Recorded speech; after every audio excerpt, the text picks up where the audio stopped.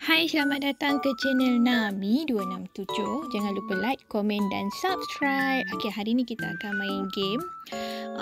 Game sushi. Siapa yang salah pilih, dia akan meletup. Korang jangan lupa like, okay? Like, komen dan subscribe.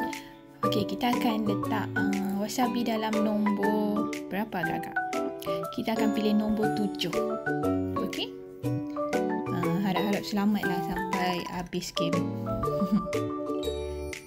Okey, kini giliran ni adalah giliran saya. Safe. Okey, giliran dia pula.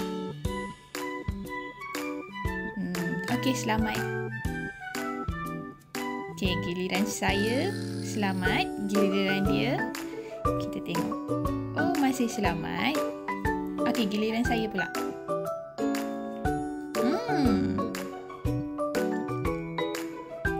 Harap-harap dia pilihlah nombor 7. Oh, tak. Belum lagi. Saya pun masih selamat.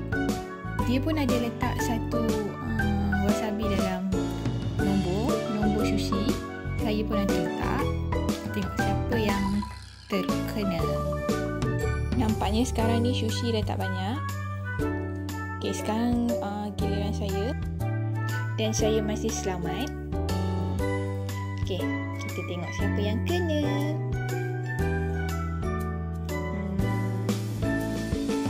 Okey, masih selamat. Cepatlah makan nombor 7. Cepatlah makan nombor 7. Okey, kita masih selamat. Ada tinggal lagi 5 yang kita perlu pilih. Kita tengok siapa yang kena. Okey. Harap-harap tak salah pilih. Tidak. Saya kalah. Saya meletup habis.